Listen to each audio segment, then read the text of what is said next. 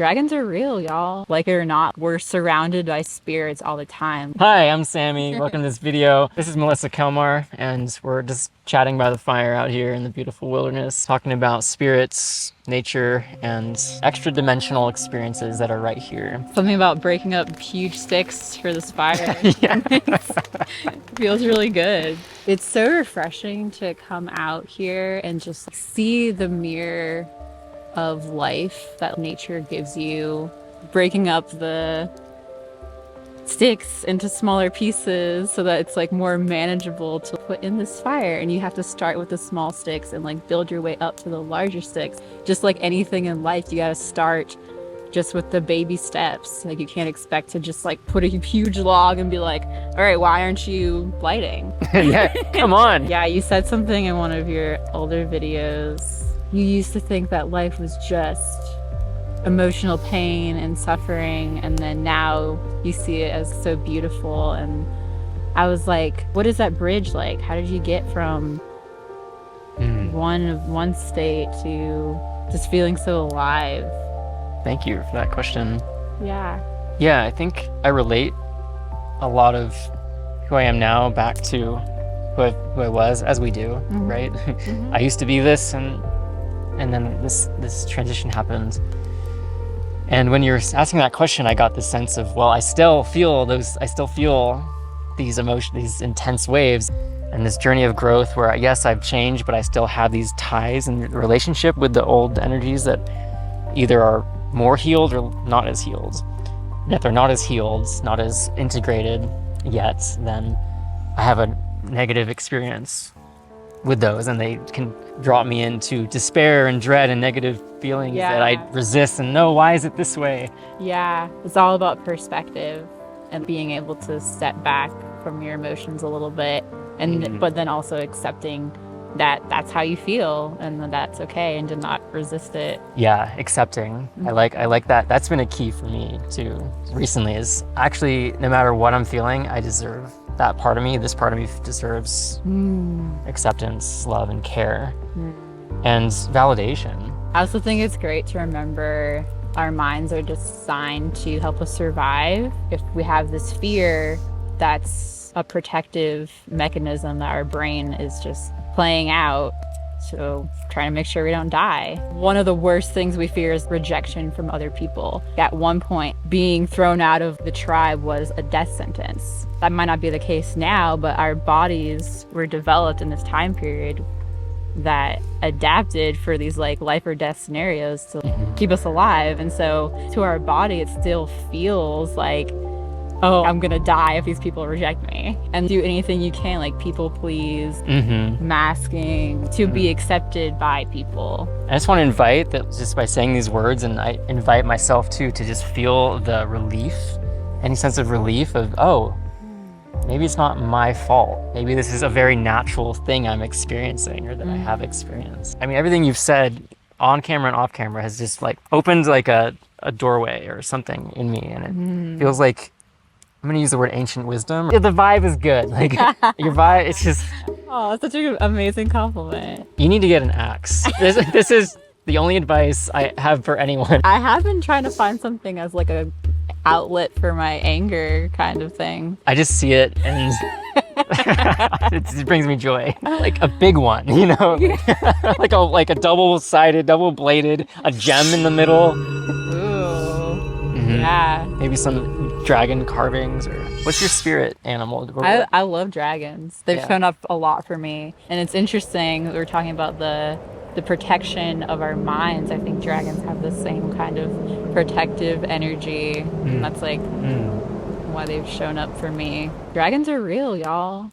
Like, not just some mythical creature. We tend to think of the separation as this is reality, and then some other things are like fantasy or like fantastical or something. What really makes this line of separation is, like it or not, like we're surrounded by spirits all the time. Out in nature, we're surrounded by nature spirits. The fire has a spirit. The stream has a spirit. Those things are very real.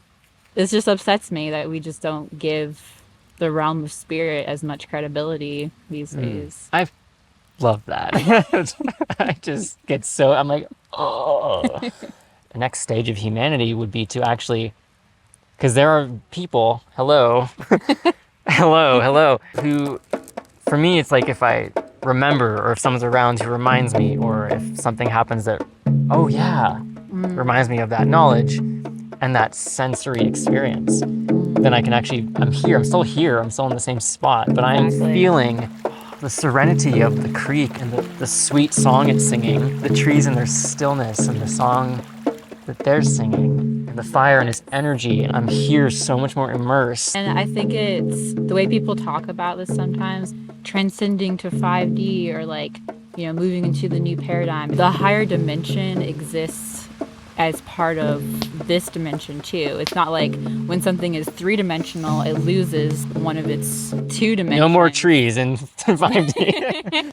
Just an empty void, and we're all in ecstasy. I mean, that's like 60.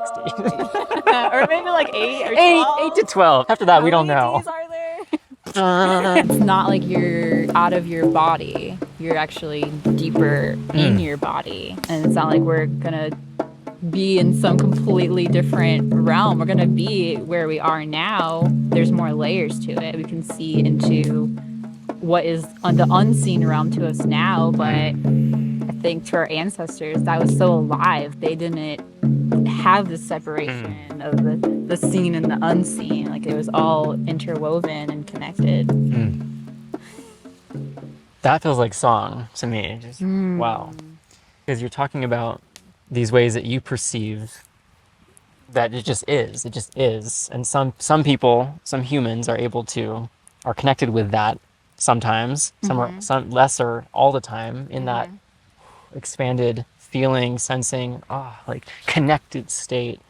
And then most, I would say, presently in our global experience is completely unaware. That tree is an object. How can I use it for a resource? Or is it in my way? Versus the feeling of the essence. At a certain point, we switched from being immediate return hunter-gatherers, which means we just roamed around and whatever we found, we just ate it immediately, to, is it like delayed?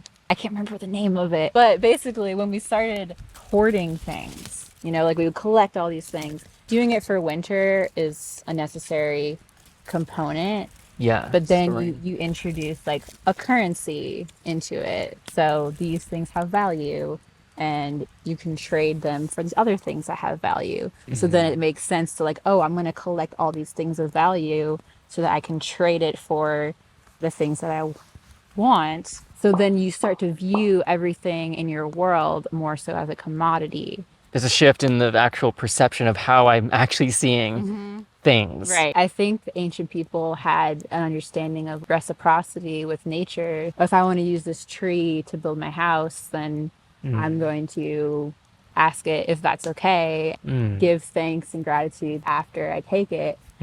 But now it's like, if I don't have to pay for that tree over there, then in my mind it's free.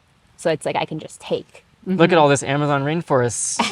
And look, people want meat. Why don't we cut it down and graze cattle, and then we can fill our bank accounts. Looking at the world as things that you can transfer into wealth. Baby, light my what? Fire. For you have this sense of this depth and this connection. So what has it always been that way for you, or is that something that happened? Yeah, so I guess I have a memory of one of my first mushroom trips. I was just looking at this tree and I was like, oh my God, you are a living being. It's like I'd never seen a tree in that way before. I wanted to learn so much more about the natural world, and then I learned all about climate change and all these terrible things that we're doing to the earth. And I was like, I want to do something about that. I went to school for environmental studies, and like I studied permaculture and like all these things. If you zoom in on here now, what can I do? I think it's just doing what you can to feel connected with your environment, not having this superiority of humanness over the rest of living beings on this planet. It's like an interconnected web and not a hierarchy. There's a transition, right, from a mental concept of that to a felt sense. Yeah. Right? I feel that's super important. One of my favorite things to do is just find a spot in nature, like sitting on a rock or something. Just write a poem, or just stare at the creek, stare at water moving, just watch the birds, just be in nature. If you sit really still in a spot for long enough, you can blend into the environment more. I've definitely had that experience. If I just go anywhere in nature and just sit for 10 minutes or 15 minutes, something happens. And it's usually amazing. I feel that what comes up often is some sort of metaphor being reflected back to you.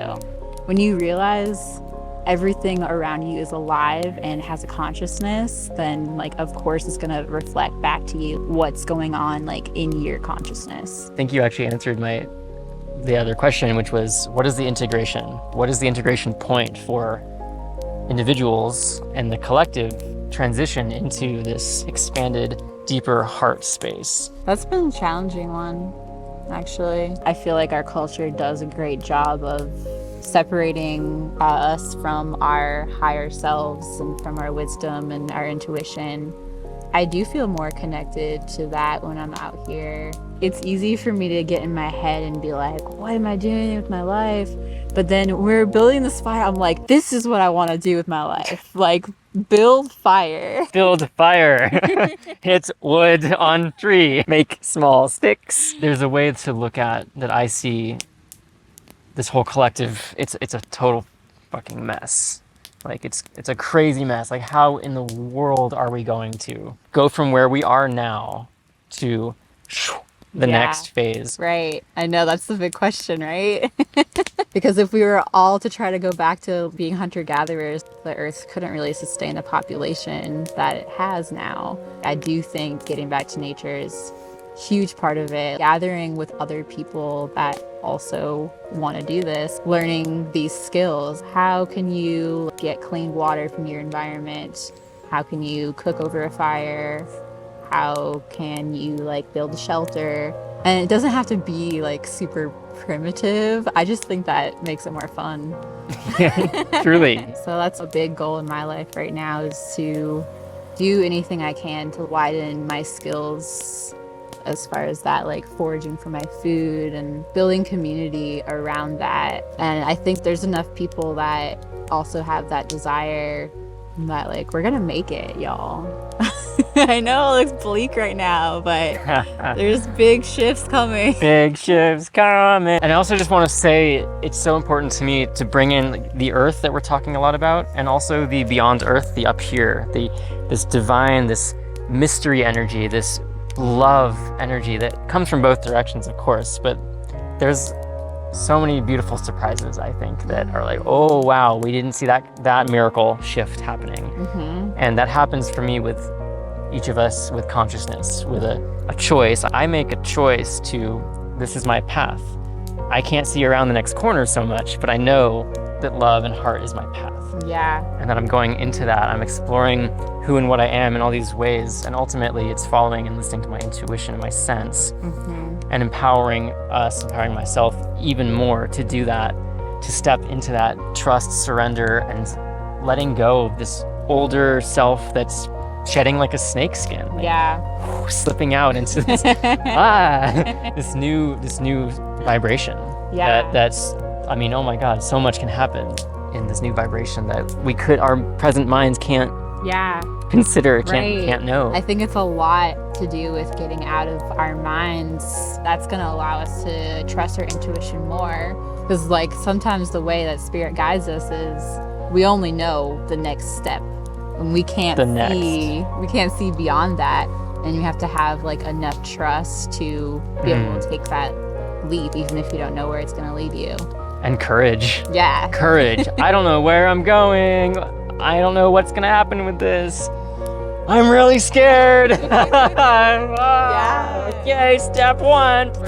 Yeah, but like going back to what we were saying before, like being able to, okay, feel the fear and like say it's okay that it's there and accept it and not let it be something that's stopping you from moving forward. Beautiful. Thank you. Yeah. Thanks for doing this interview and this conversation. I have Instagram. That's really what I use, but I like to share some of my like musings with nature on there. It's clandestine creature. Yeah. Clandestine creature. Thank you for tuning in. If this is helping you, this is feeling connected, because we love connecting with you, then I invite you to subscribe and be a part of this community and this vibration. And thank you for the healer and the gifts that you are. Thank you.